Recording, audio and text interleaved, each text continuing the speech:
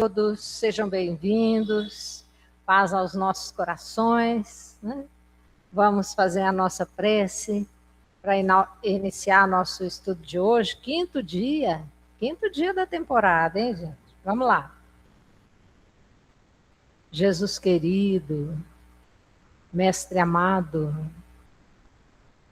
nos colocamos mais uma vez, Senhor, diante do teu coração, para solicitar a assistência necessária dos bons espíritos, trabalhadores da tua seara, a fim de que possamos conversar fraternalmente sobre este tema tão importante para o nosso coração, para o nosso esclarecimento, para que possamos crescer um pouco mais enquanto espíritos, flexibilizar um pouco mais a nossa mente, alcançando mais longe os raciocínios, de forma que possamos nos preparar adequadamente para a transição necessária para um mundo novo, regenerado, principalmente em nosso próprio coração.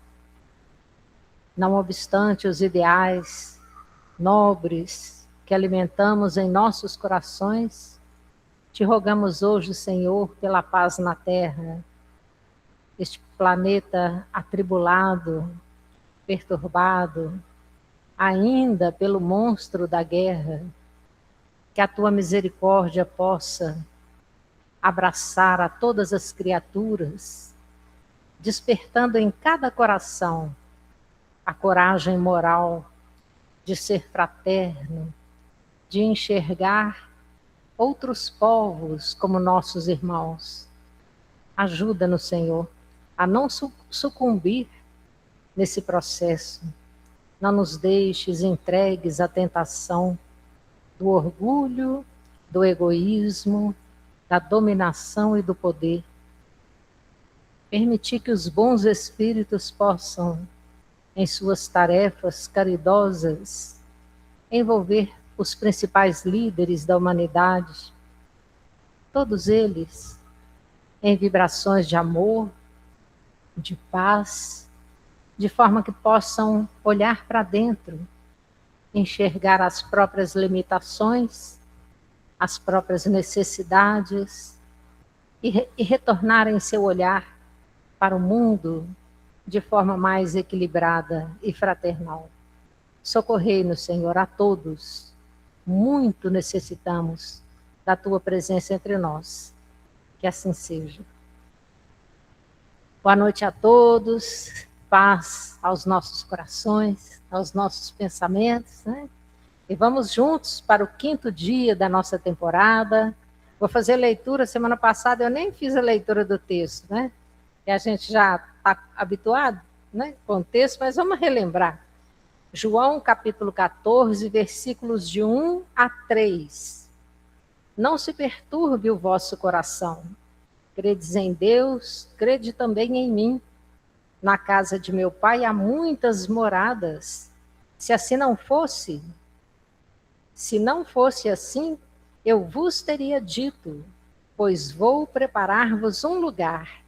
E quando eu me for e vos tiver preparado um lugar, virei novamente e vos levarei comigo, a fim de que onde eu estiver, estejais vós também.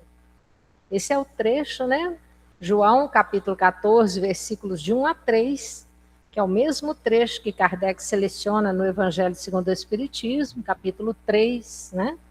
E a gente, a semana passada, já entrou na questão das classificações dos mundos, né? Que Kardec faz nesse capítulo 3, os 5 tipos de mundo. Para a gente lembrar aqui rapidamente, nós fizemos a leitura, comentamos um pouquinho. Mundos primitivos, que são aqueles de baixo para cima, né, gente? Hierarquia. Os mais na base da pirâmide. Mundos primitivos, destinados às primeiras encarnações da alma humana. Mundos de expiação e provas, onde domina o mal. A Terra é um deles, né? Mundos de regeneração, nos quais as almas que ainda têm o que expiar aurem novas forças, repousando das fadigas da luta. Mundos ditosos, onde o bem sobrepuja o mal. Mundos celestes ou divinos, habitações de espíritos depurados, onde exclusivamente reina o bem. Está no item 4 do capítulo 3 do Evangelho segundo o Espiritismo, né? E a gente, a semana passada, começou a falar sobre o mundo de regeneração, mas foi rapidamente, né? Citamos os mundos primitivos, também rapidamente, porque a Terra já passou por isso. E citamos provas e expiações, mas a gente ali parou no início do regenerado, né? Os comentários. Provas e expiações que nós estamos vivendo.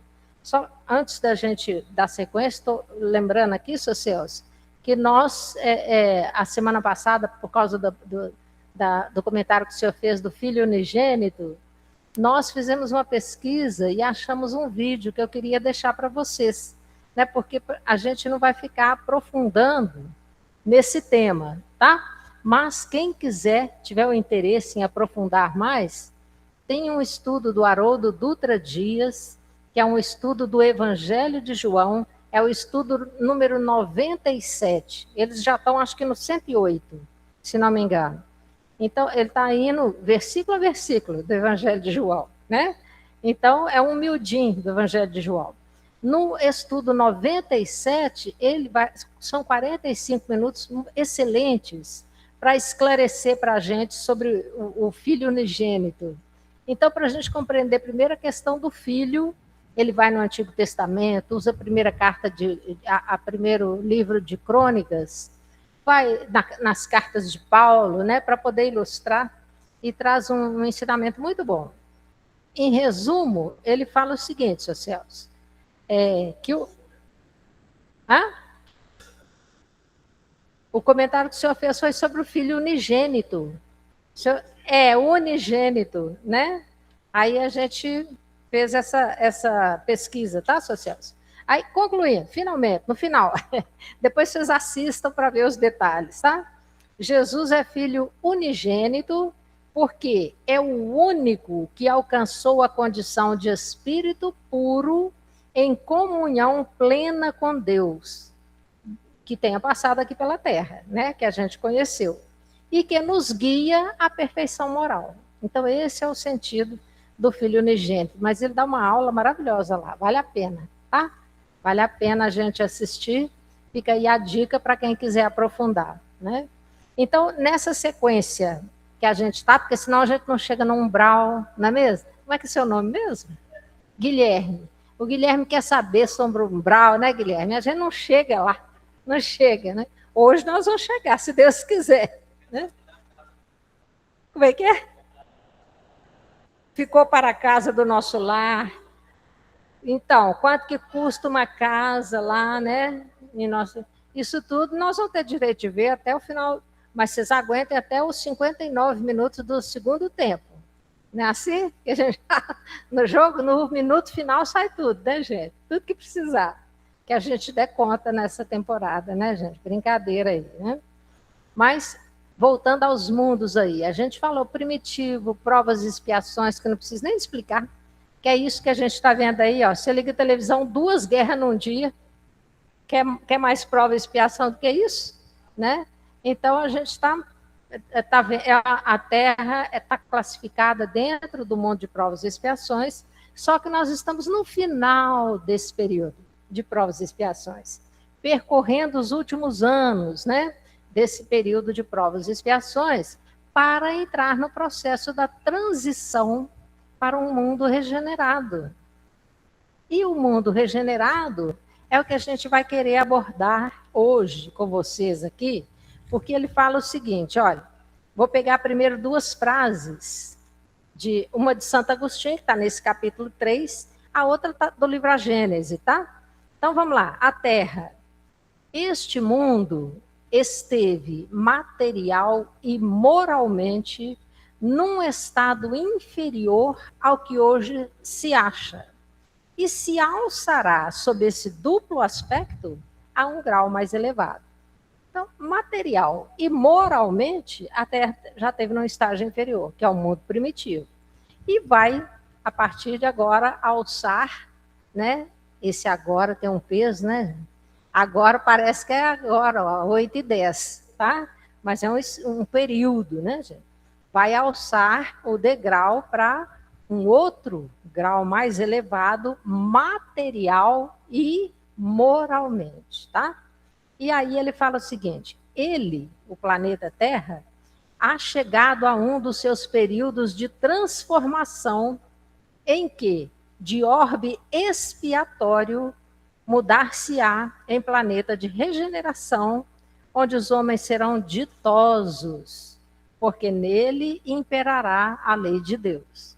Então, o mundo de regeneração é melhor do que o que a gente, né, está vivenciando agora, graças a Deus. Né? E o que a gente precisa, afinal de contas, enquanto comunidade planetária, para que esse degrau seja finalmente ultrapassado, né? Para pôr o pezinho definitivamente do lado de lá. E aí nós vamos ver Kardec no livro A Gênese, capítulo 18, item 28. É um pedaço de frase, tá, gente? Os sentimentos antifraternos de egoísmo, de orgulho, de inveja, de ciúme, enfim, o apego a tudo que é material, a sensualidade, a cupidez, a avareza. Destes vícios é que a terra tem de ser expurgada pelo afastamento dos que se obstinam em não emendar-se. Então vai ter degredo, né, gente? Então vai ter degredo. Essa é a notícia que a gente tem que trabalhar. Qual que é a população da Terra? 8 bilhões e 200 milhões de encarnados, mais uns 21 milhões de desencarnados, dá quase 30 milhões. Pois não, social, mas tem que ser no microfone, porque senão como é que a turma escuta lá e eu aqui, né? E eu aqui. Pois não. Este mundo degredo são outros mundos que estão na categoria do que nós vivemos hoje, que nós seremos degradados para eles, né? Eu acho que nenhum de nós iremos permanecer aqui neste mundo, que ele está crescendo. Desculpa a palavra, né? Então ele não vai poder estar aqui. Se vai ficar num mundo de... E ele ainda está nessa situação de provas de expiações, ele vai para o mundo da mesma categoria. Certo? Quem estiver nessa situação, né, que mantiver o padrão moral equivalente ao mundo de guerras íntimas, o estado de guerra íntima não vai deixar pôr o pezinho no mundo regenerado, tá, gente? Traduzindo aqui no popular. A perturbação íntima, o conflito guerreiro, guerrear, combater, não é coisa de mundo regenerado, é coisa de mundo de provas e expiações. Se você ainda olha para o seu irmão com olhos de combate, de guerra, de disputa, de briga, não tem lugar no mundo regenerado. É preciso vencer essa parte. Por isso que a gente pegou esse item antes do Santo Agostinho ali, citando as imperfeições morais que podem bloquear o nosso visto na hora da gente emancipar para um mundo regenerado, né? Aí vai para o famoso foguetinho que o Soleão falava, né, Cristina? Bota todo mundo no foguete, mundo de provas e expiações, não vai dar para ficar aqui não, né? Ele gostava de falar do foguete. Então, assim, às vezes eu até penso, a gente olha para a Terra, na situação que ela está agora, tem hora que vacila o coração. Eu penso assim, meu Deus, será que não vai ser o contrário, não? Eles vão pegar um foguetinho e recolher os poucos por aí que estão conseguindo vencer suas imperfeições morais, e é isso aqui mesmo que a gente vai ter que carregar. Está demorando demais para mudar para uma coisa melhor, né? Então o coração fica meio apertado, né? A gente querendo que as coisas... Por quê? Sabe por quê, gente? Porque o mal dá ibope, né? Infelizmente, aí a coisa repercute, e eles estão na batalha final, como diz o apóstolo Paulo, né? A batalha das potestades, né? Daquelas inteligências espirituais que estão endurecidas no mal e que sabem que o tempo é chegado, é hora de mudar.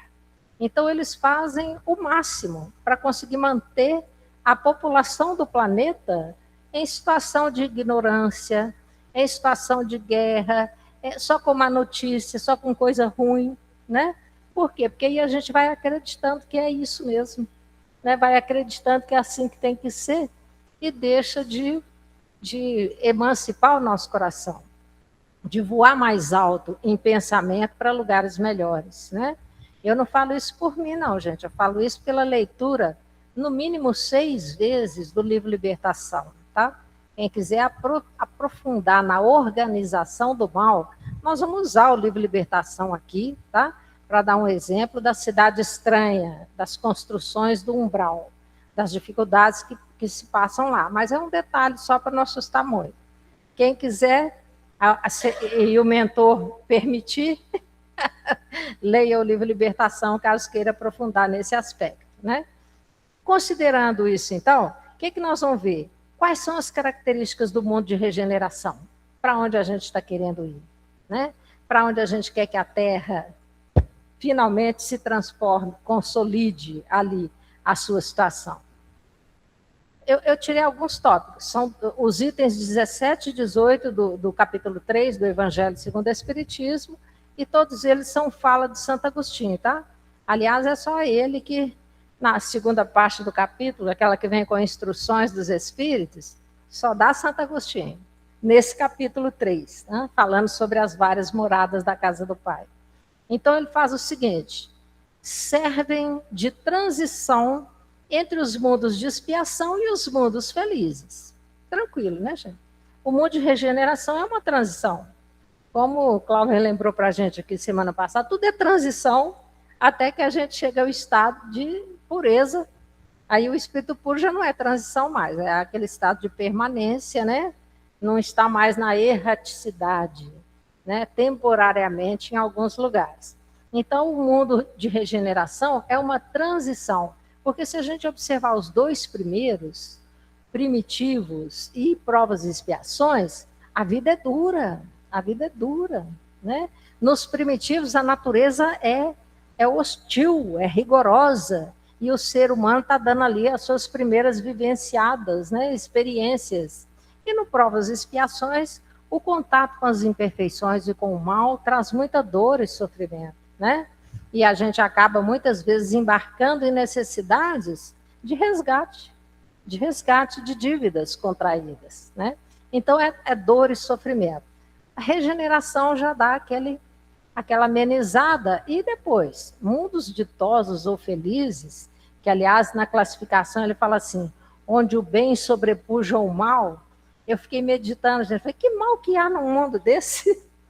Conta aí, Kardec, que mal que há num mundo ditoso, um degrau acima da regeneração.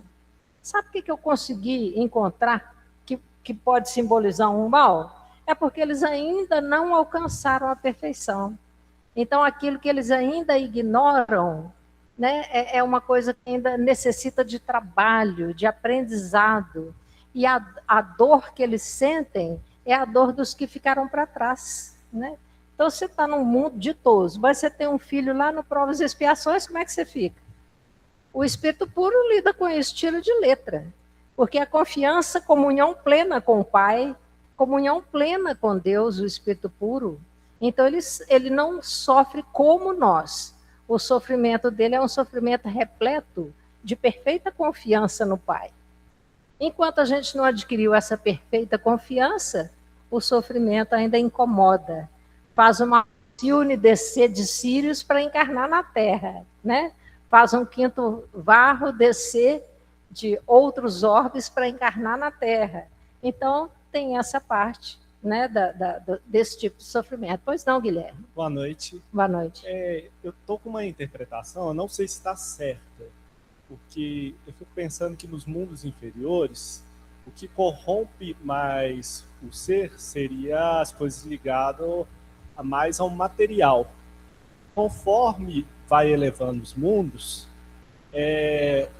o envoltório do espírito, o perispírito, ele vai ficando mais sutil. Sim. E com isso ele vai tendo mais contato com o mundo espiritual. Sim. E com isso, ele vai sendo influenciado também por espíritos inferiores também. Por exemplo, nos mundos ditosos, que ainda tem alguns espíritos maus, eu penso que, como o perispírito é sutil, ele vai ter contato com espíritos inferiores, e se tiver alguma situação que ele não resolveu ali ainda, ele vai acabar sendo influenciado, e por isso que ele vai ser mal.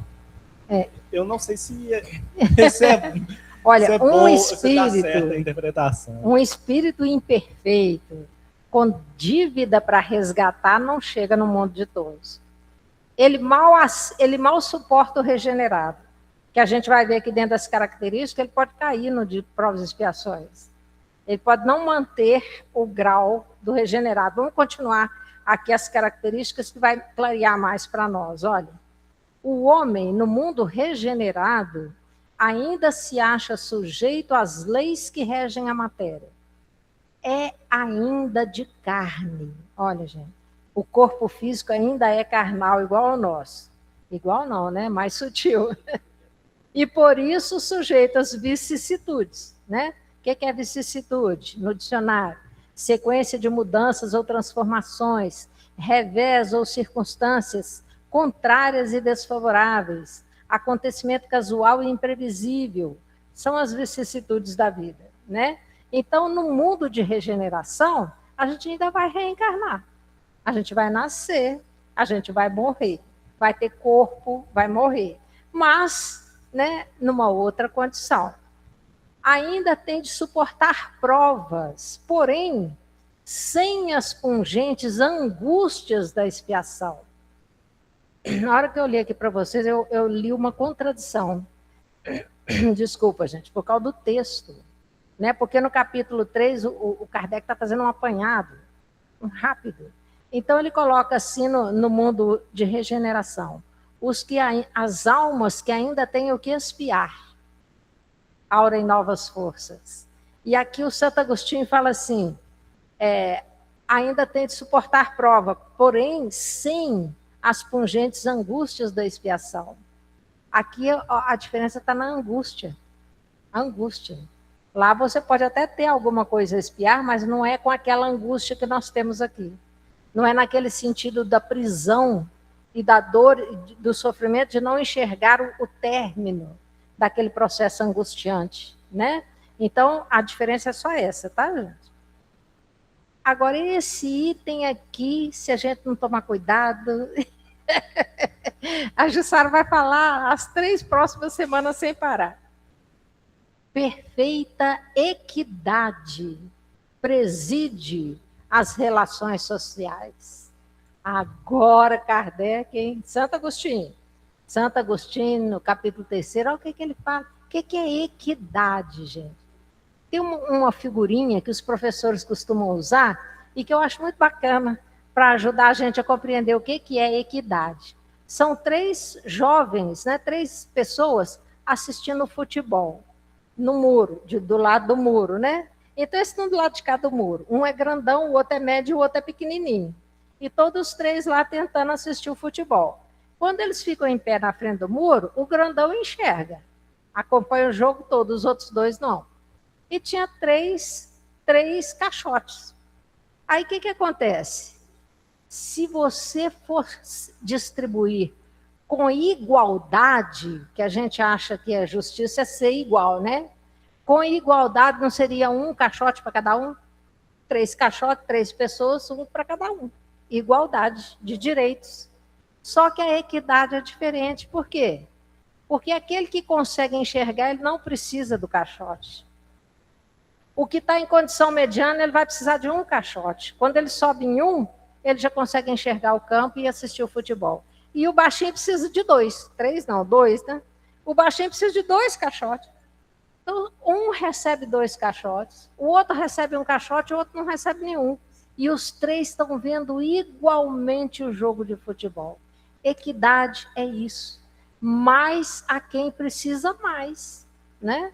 Sem aquela angústia das criaturas do mundo de provas e expiação, de ficar acumulando, de ter mais só para acumular, só para ter a posse temporária de um volume maior de coisas. que muitas vezes não vão conseguir nem utilizar. Nem utilizar. Pois não, Eli? Eu ser igual para os diferentes, né? Exatamente, né? Na verdade é isso. É um método também de inclusão, né? Você fez eu lembrar de uma chefe que eu tive. Ela falava assim, olha, como é que ela falava? Tratamentos diferentes para os diferentes. E aí, ela foi uma das melhores chefes que eu tive em 35 anos de serviço. E com ela não tinha esse negócio de igualdade, não. Tinha equidade. Aquele que precisava mais, ela atendia mais. O que não precisava, ela botava ali na linha dura. Pois Ju, não. Me veio em mente a parábola do filho pródigo. Sim. A parábola do filho pródigo, ela é a fotografia do mundo de provas e expiações. Sim.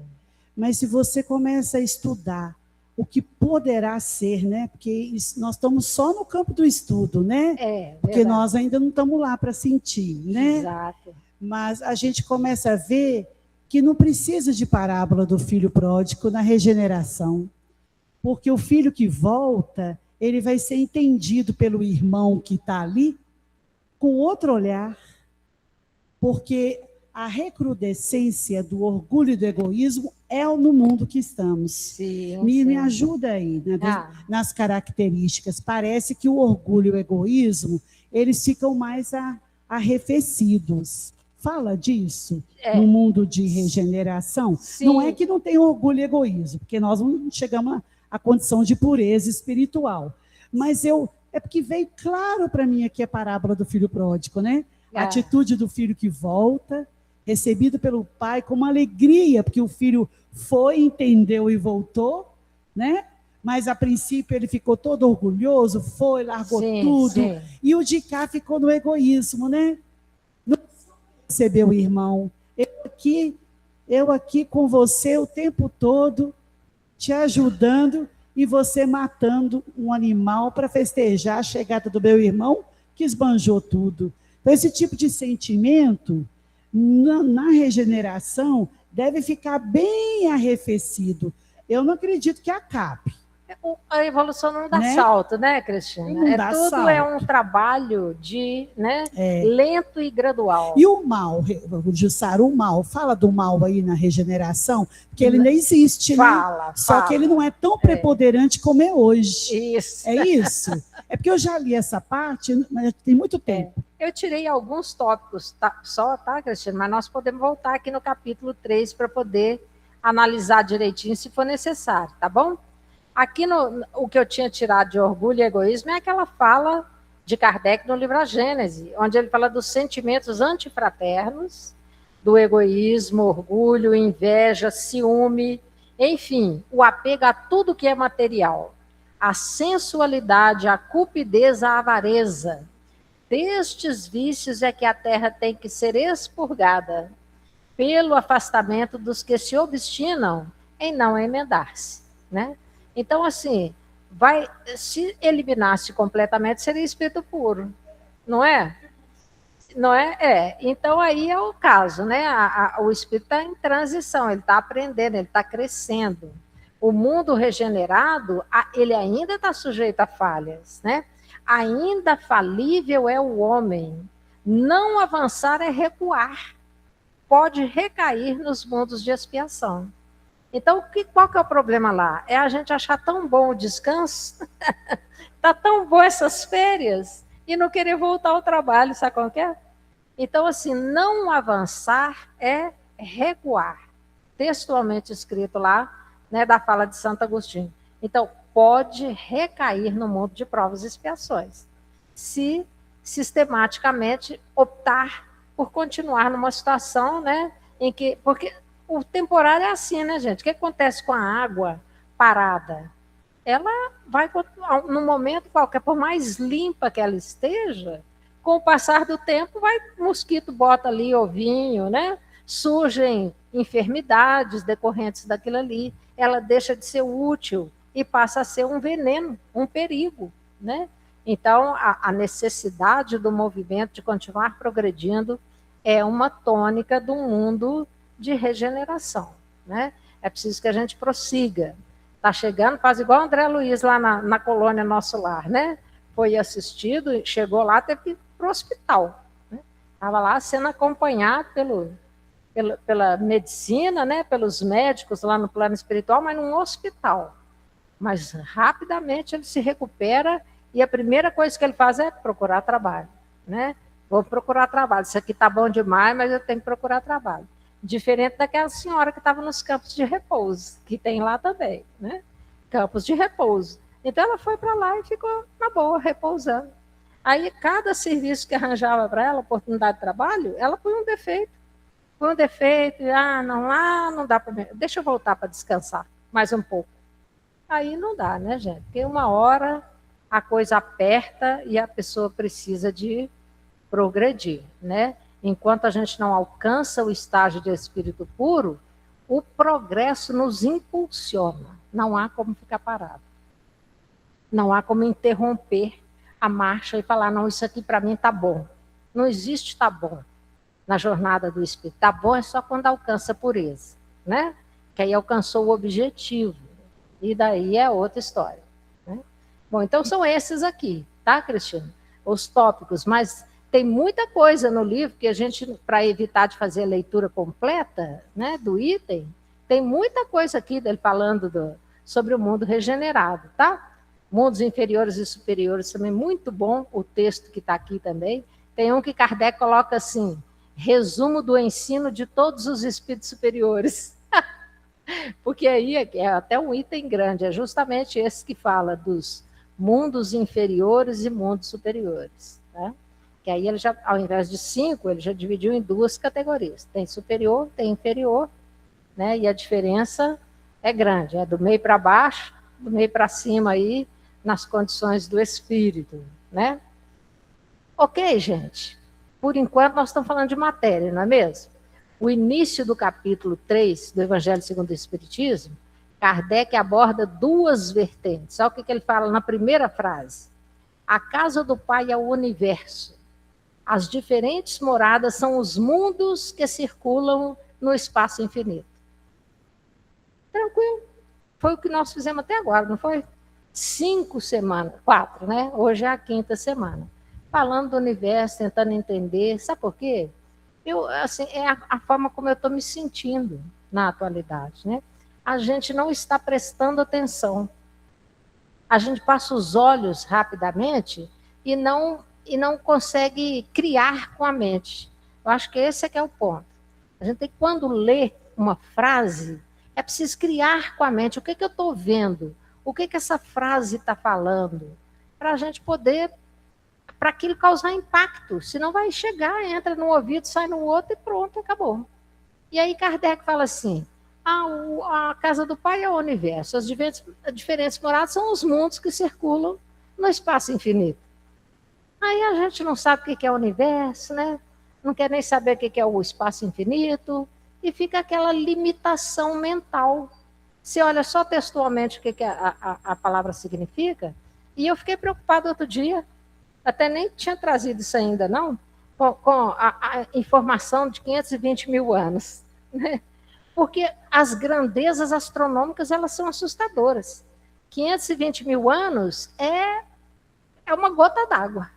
É uma gota d'água, se não for um grão de areia, em termos de grandezas astronômicas, né? Só para o Sol dar uma volta, o nosso sistema solar, em torno do núcleo da galáxia, da nossa galáxia, Via Láctea, 230 milhões de anos. Gente, 230, eu vou até conferir aqui para não falar besteira para vocês, tá?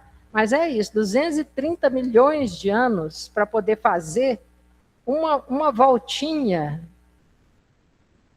em torno, quer ver? Anotei aqui em algum lugar, depois eu vou achar e passar para vocês. Se for preciso, eu retorno. O que, Sr. Celso? Semana que vem eu falo, né? Porque, como é que é? Então, como é que você faz para chegar? Andrômeda é outra galáxia. Apesar de ela estar próxima da nossa, é outra galáxia. Né? Tem umas contas que o Haroldo faz, são até engraçadas, uns comentários que ele faz. Você sai de um lado, sabe quantas voltas o Sol já deu em torno do núcleo da Via Láctea desde que o universo o sistema solar foi criado, a nossa galáxia, 20 voltas. 20. O que é 20? É nada. Imagina quantos milhões de anos aí em cada volta dessa, para dar uma voltinha, uma translação, uma voltinha em torno do buraco negro que está no centro da galáxia. A coisa é infinitamente grande. E a gente tem que parar para meditar e deixar a mente ir, você entendeu? Para poder começar a perceber. Porque senão o egoísmo não sai. Porque ele continua sendo muito importante. O orgulho não arrefece, para usar essa palavra bonita que a Cristina usou, né? O orgulho não vai arrefecer. Porque eu acho aquilo tudo tão pequenininho. Assim, não, a Terra é tão importante, a gente fica se achando tão importante, né? Que o orgulho fica muito maior do que a realidade, né? Então, esse tema, se ele não fosse fundamental, ele não seria o capítulo 3º do Evangelho segundo o Espiritismo. Não seria. E ele, gente, é um capítulo inteiro. E Kardec nem fez aquele contexto que nós fizemos aqui, que levou 3 semanas, só analisando os 3 versículos de João. Ele não entra em nada disso. Ele vai direto nas moradas da casa do Pai e fala o capítulo inteiro sobre isso. Só sobre isso. 1857, né? A data, desculpa, o Livro dos Espíritos, o Evangelho segundo o Espiritismo é mais novo um pouquinho, né? Pouca coisa de diferença, mas está lá no século XIX também. 1864, né? O Evangelho segundo o Espiritismo. Né? E a gente vê o salto que a ciência já deu. No tempo de Kardec, o átomo era indivisível. Hoje, ele é dividido em tantas partes. A gente, na escola, há muitos anos atrás, já aprendia sobre elétron, próton, nêutron, né? Agora já são os quarks, né? Divisão dentro dessas pequenas partes aí. Então, assim, se a gente não se esforçar para acompanhar, a gente fica na mesma. E ficar na mesma, gente, ficar na mesma é pegar o foguetinho que o Solião falava e ir parar em outro mundo de provas e expiações. E o degredo, Ju, degredo. Eu estava aqui encantada com a sua narrativa e você acabou falando metade do que eu ia falar. Porque para que estudar isso no miudinho de evangelho, né? Olha só. Para que ficar conversando sobre galáxia, sobre sistema, sobre o cosmo? Aí a gente pergunta, então não estou refletindo sobre Deus não, né? Porque entender Deus e sentir Deus é entender essa criação dele. Eu tenho um sobrinho que muitos aqui conhecem, né? Ele é muito conhecido aqui em Contagem, o Otávio. Eu fico prestando atenção no meu sobrinho, gente, fez física. Todo mundo já falou assim, meu Deus, o menino resolveu fazer física. Bastou não. Aí fez mestrado e doutorado em cosmologia. Oh, que beleza. Estudo buraco negro. E eu ficava assim, meu Deus, o que deu na cabeça? Agora não, tá? Já tem mais tempo. O que deu na cabeça do meu sobrinho? Uma conversa, cabeça boa uma essa. conversa. E aí eu não vou falar só dele, não, que eu acho que são todos.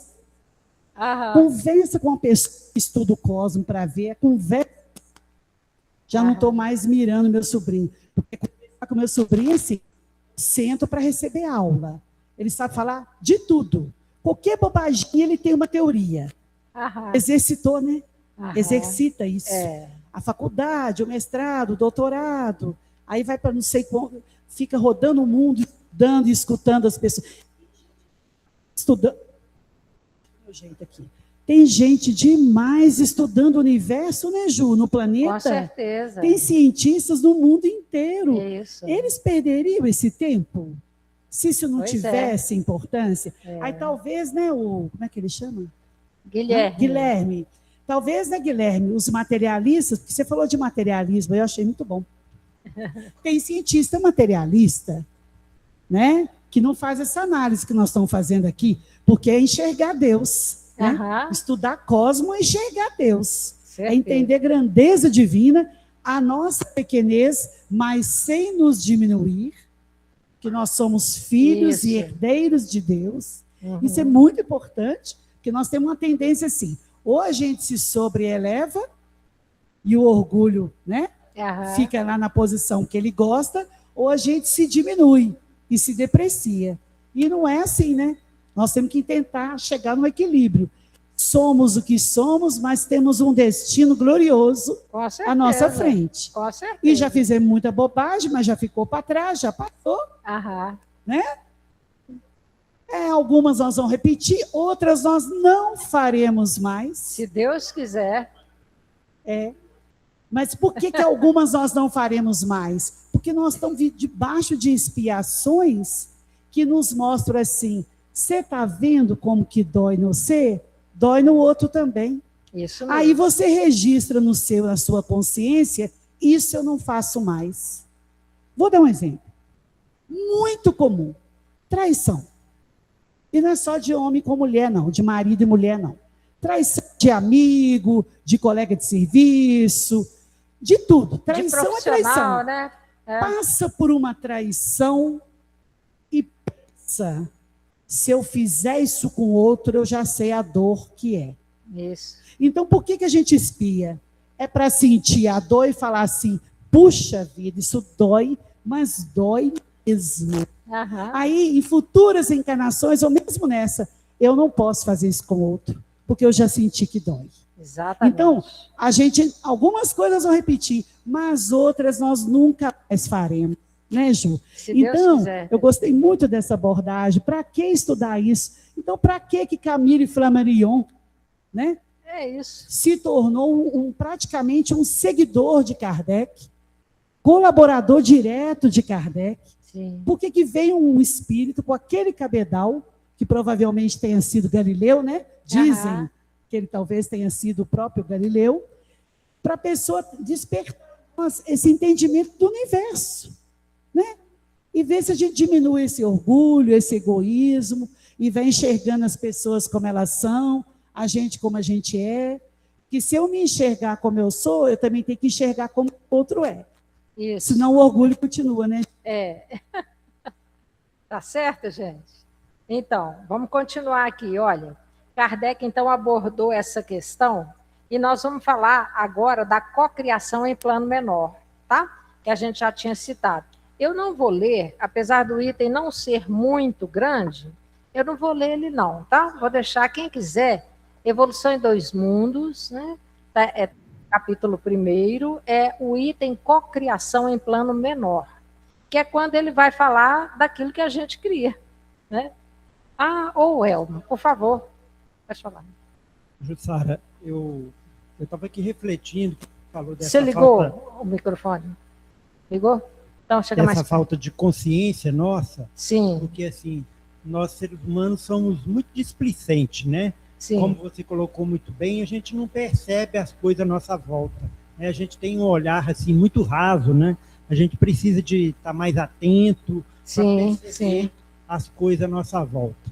Mas eu queria fazer um comentário de uma coisa que eu ouvi aqui ontem, que assim é muito bom a gente ver, né? Porque você falou agora há pouco que não tem como a gente atrasar o progresso, a evolução. E não tem mesmo, né? A gente fica muito feliz. Ontem o nosso irmão, não, Getúlio não, fica ali o Alberto fez um comentário sobre o Ariano Suassuna. Mas aí a gente fica muito feliz, apesar da nossa pequenez, né, assim, em termos de entendimento, de educação, de cultura, mas eu tive o privilégio de assim, assistir várias entrevistas dele na TV Cultura, mas assim, é uma coisa extraordinária, né? Você vê um ser humano com a cultura daquele Sim, tamanho, né? com certeza. Então, deixa a gente feliz. Como a gente fica feliz, por exemplo, que de ontem, por exemplo, né? A gente fica feliz, por exemplo, ver vocês que são mais estudiosos do Evangelho, né? Você, o Toninho, que está há mais tempo, né? Mas olha como que acontece, a gente não percebe as coisas, né? À nossa volta.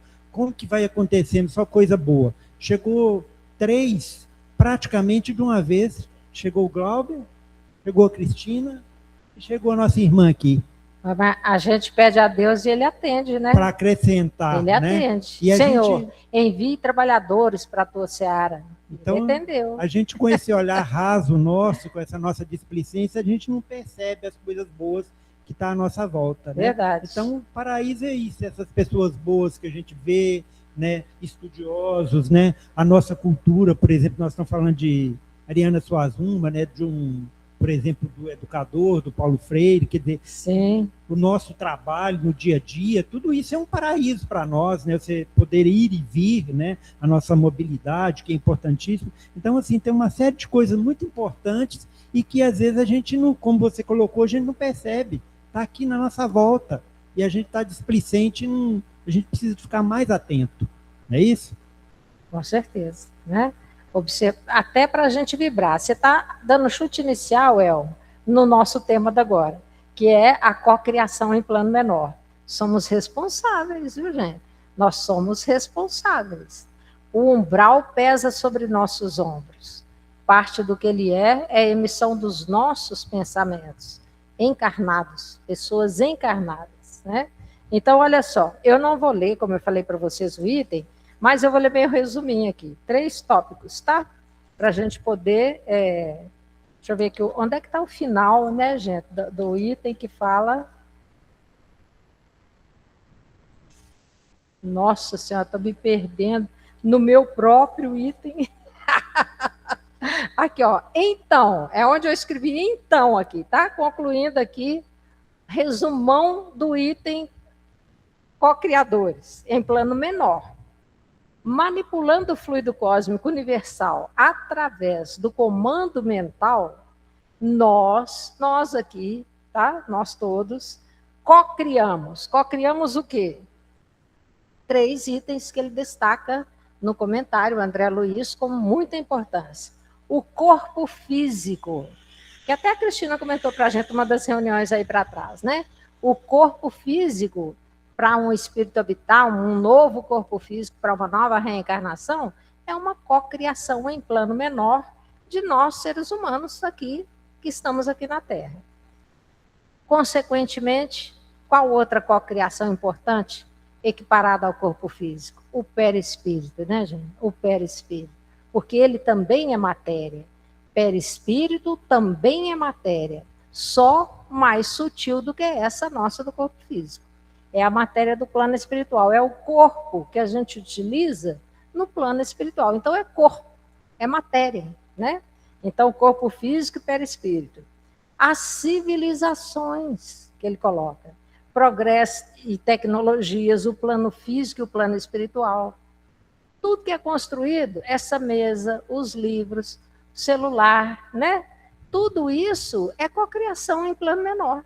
É o ser humano pensando, utilizando o fluido cósmico universal, só um minutinho, seu Celso, alterado, né? Fluido cósmico universal alterado e cria alguma coisa. Tudo que não foi criação de Deus, que é criação nossa, é cocriação em plano menor, né? Então, as civilizações estão dentro desse item. E as regiões temporárias no plano espiritual. Chegamos no umbral. 10 para 9, hein?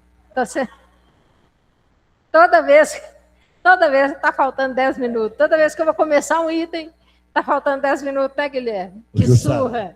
Eu estou falando sobre a educação dos filhos. Quando nós educamos o nosso lar para o mundo, nós somos também co-criadores. Sim, nós somos co-criadores, né? Uma cidade como o nosso lar é uma criação de espíritos. É uma cidade construída no plano espiritual. Então, no plano espiritual, nós temos regiões diferentes, que são diferentes porque a matéria é diferente, a densidade vibratória é diferente nesses lugares. E o primeiro livro da coleção Nosso Lar, o André Luiz vai falar sobre isso. Ele vai definir um umbral, né? Você pode pegar a definição prática, que é o primeiro capítulo, onde ele está narrando tudo que ele está vendo, que ele está passando lá, fome, sede, né? Cabelo crescendo, barba crescendo, roupa rasgando, né? E ele caminhando, não se sabe, sem conseguir entender o que estava acontecendo em volta, umbral, sendo descrito no ambiente, né? Na vegetação, na natureza um pouco complicada. Não é aquela coisa linda e maravilhosa, é um lugar complicado, né? E ele narrando tudo isso aí. Ou você pode pegar o capítulo 21, se não me engano, em que ele vai falar exatamente sobre o umbral. E é muito interessante, porque ele fala assim, gente, não é o 21 não, é o 12, então, é o 12, tá? Capítulo 12, o umbral. O título é esse, o umbral. Como é que é, Amaro? Não entendi nada. Gente, se todo mundo falar junto aí, é que eu não entendo nada mesmo. Passa o microfone para o Amaro, por favor. Cadê o microfone? Não, eu estou falando que você só inverteu o número. Ah, você falou que era 21. obrigada, é isso mesmo, 12 e 21. Isso mesmo, só troquei. Coisa de canhoto, viu? De vez em quando eu troco as coisas mesmo. É a vida de quem é canhoto, não é destro, né, gente? Então, o que acontece na definição do umbral? Aí ele vai fazer uma definição mais clássica, tá? E é muito engraçado porque ele ouve uma palestra do governador lá em Nosso Lar, e o governador cita a palavra umbral durante a fala dele. Aí ele fica caladinho, escutando, termina a palestra, ele vai atrás do Silas, que está apresentando para ele a cidade, né? Ele está conhecendo ainda a colônia Nosso Lar. Aí o Silas, todo atencioso para escutar, ele fala assim, ô Silas, o governador falou umbral lá, o que é isso, umbral? Aí o Silas dá aquela gargalhada, né? Ué, mas você está me perguntando o que é umbral? Você ficou 8 anos lá e não sabe o que é? É aquele lugar lá onde você estava, lá de onde você veio, quando foi resgatado. Então, assim, a palavra, né, é uma expressão só, que se você for olhar no português, é o batente da porta. É aquilo que separa um cômodo do outro, né? A portinha. Aí, por isso que chama umbral, é uma travessia, tá? É intermediário. Umbral é isso, né? Então, ali, o André Luiz utiliza essa palavra para definir uma região no plano espiritual, que é uma região complicada. E ele tem um capítulo chamado umbral e tem um capítulo chamado trevas também. E a situação é delicada, gente, é difícil. Porque assim como tem regiões aqui no plano físico onde a gente não entra, você não vai para determinadas regiões. Quem quer ir para Gaza num momento desse? Quem quer ir para o Irã num momento desse? Você quer ir, Cláudio? Ah, só vou. Aqui, eu vendo essa semana uma reportagem aí, isso também não, só li, como diz o outro, só a chamada, tá? Nem abri para ler a reportagem. Um jogador iraniano de vôlei, que joga aqui no Minas, aqui na nossa Belo Horizonte, na nossa Minas Gerais, entrou com um pedido de cidadania brasileira. Eu falei, ô Jesus, tomara que ele consiga, porque ninguém merece ter que voltar para o Irã numa hora dessa. Merece? Ele já está aqui, está trabalhando, está com a vida consolidada aqui, de repente vence o visto temporário, o meu filho é gotial, você tem que voltar para sua terra. Nossa, gente, que doloroso você mandar alguém para o meio da guerra, hein? Para o meio da guerra, né? Não é coisa pouca não, tá? É uma cultura milenar que só Jesus sabe onde é que... Eu não sei como é que ele está tratando esse assunto do lado de lá, a gente fica até curioso, né? De saber como é que o plano espiritual está conduzindo as questões nesse caso, porque vendo as reportagens é a cultura persa, né? Os persas, uma cultura milenar, milênios de cultura ali, de repente, numa situação dessa, para você mudar. Imagina a gente com hábitos milenares. Como é que você muda um trem desse? Não é? Se não é um mundo de provas e expiações, para você sofrer um bocado, né? Sentir a dor, como diz a Cristina, sentir a dor do outro na própria pele, porque aí a hora que você... não vou não, porque isso não é bom, depois eu vou ter que passar por isso. Melhor não. Aí começa a disciplinar o próprio coração. E agora chegou o estágio da gente tentar disciplinar a nossa mente. Essa é a questão. Mudar o umbral para converter a Terra num planeta de provas e expiações passa pelo nosso pensamento. O que a gente tem pensado durante o dia? Da hora que acorda até na hora de dormir. E eu não estou falando nem dos assuntos, não. Eu estou falando da qualidade vibracional. Porque fugir da realidade também não tem jeito. Se fugir da realidade resolvesse, era só a gente dar uma daqueles monges de antigamente que ia para o alto da montanha meditar e não voltava nunca mais. E fica lá isolado meditando. Resolve? Resolve? Não resolve, porque nós vamos precisar de alterar a nossa realidade. E a realidade que a gente vai deixar todo mundo sem dormir é que o umbral começa aqui. O André Luiz fala claramente para nós que o umbral começa na superfície do planeta, na crosta terrestre, né? Vamos dar umas dicas aqui, só para vocês ficarem com muita dificuldade para poder ir dormir, tá? Tem que fazer prece, né, Sr. Celso? Tem que fazer prece, né, Sr. Celso?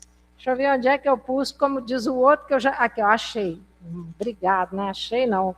Me ajudaram aí, que hoje está difícil. Umbral. Textualmente extraído do livro Nosso Lar, capítulos 1 e capítulo 12. 4 itens, tá, gente? Região destinada a esgotamento de resíduos mentais. É a lixeira do plano mental das criaturas encarnadas. Espécie de zona purgatorial, onde se queimam a prestações. Vocês não fazem ideia do tanto que eu entendi isso aqui. Trabalhei com parcelamento a vida inteira. A hora que eu vou, meu Deus, parcelado ad infinito isso daqui. Porque tem gente, que começa a atrasar as parcelas, sabe o que faz? Vai lá e reparcela. Então, tinha uns tal de ré. O pessoal brincava muito no serviço, tá? E aí o ré, porque já era ré do ré. Aí você pega o saldo do devedor e reparcela. Aí não dá conta de pagar de novo, torna a pegar o saldo do devedor e reparcelar, entendeu? Isso vai ao infinito, né? Então, o umbral é uma zona purgatorial onde se queimam a prestações, o material deteriorado das ilusões que a criatura adquiriu por atacado. Adquire por atacado, quer pagar a prestação. Menosprezando o sublime ensejo de uma existência. Começa na crosta terrestre. Está literalmente escrito lá. Lido, relido várias vezes para não falar bobagem, né? Porque uma afirmação dessa é muito forte. O André Luiz não colocaria isso. Pôs o pezinho ali fora do abrigo da luz, amigo, você está no umbral. E olha, estudando essas coisas, a gente acaba recebendo alguma colaboração do plano espiritual, sabe? Para nos ajudar a compreender. E eu já sonhei que eu estava saindo aqui do abrigo da luz com a equipe da diretoria, na época que a gente participou da diretoria aqui. E ali, aqui na porta do abrigo da luz, eu parei 1 minuto e dei uma olhada assim em volta e estava olhando a fumaça, a névoa em volta do abrigo da luz. E lá não é para jogar confete, tá, Toninho? Eu estou na frente de uma gravação, não posso mentir aqui, né? Aí, a hora que eu estava distraída, o Toninho, que era o presidente na época, me chamou a atenção.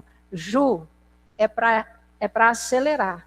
Porque a equipe já tinha ido embora e eu estava na porta do abrigo olhando o umbral, né? Não era para perder tempo olhando o umbral. Tinha trabalho a ser feito e era para ir rápido. Volitar, porque a hora que ele falou isso que eu olhei, já não tinha mais ninguém, quer dizer, é na velocidade do pensamento. Tive que correr atrás da equipe para alcançar a turma e o que era, não sei, gente. Não, a turma estava todo indo, eu que fiquei para trás. Ele só mandou a mensagem mental, Ju, é para ser rápido. É para ser rápido, Então, olha só, né, o que acontece? Um flash de um sonho para ajudar a gente a criar, a consolidar convicções, né? Para falar, Jussara, é isso, você não queria tanto lembrar? É isso aí que você viu. Né? O umbral começa na crosta terrestre. Então, meu filho, você pôs o pé do lado de fora de uma casa espírita, de um templo católico, de um templo protestante, de um hospital bem direcionado, de uma escola bem direcionada, lugares que são lugares de bem, de fazer coisas boas, né? De boas ONGs, porque tem as boas, né? de boas instituições, ali dentro você está num posto de socorro, dentro do umbral. Quando você sai para a rua, você está na rua, você está no meio do umbral. Por que o culto do evangelho é bom? É para a gente ser beato? Não. É porque quando você entra na sua casa, você está fora do umbral.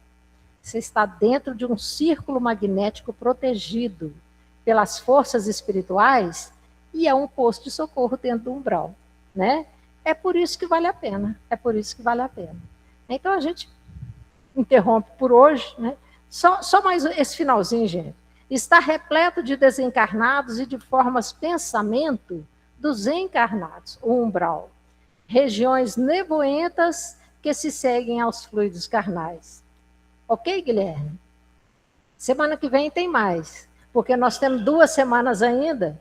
Então, semana que vem a gente ainda vai falar mais um pouquinho sobre o plano espiritual, tá? E depois, para concluir, é claro que não vai ser uma coisa aprofundada, mas a gente vai citar um pouquinho a questão da mente, né? Da casa mental e desse nosso compromisso aí de limpar o umbral. Vamos, gente? Vocês topam? Bora lá limpar o umbral? Fazer uma faxina igual a gente faz em casa? Começa na nossa mente. É assim. Simples assim. Aí, pode ficar aqui mesmo, Cristina. Bom demais, né? Vamos fazer a nossa prece. Pai nosso que estais nos céus, santificado seja o vosso nome. Venha a nós o vosso reino, seja feita a vossa vontade, aqui na terra como em toda parte. O pão nosso de cada dia, dai-nos hoje, Senhor. Perdoa as nossas ofensas, assim como devemos perdoar a quem tem nos ofendido.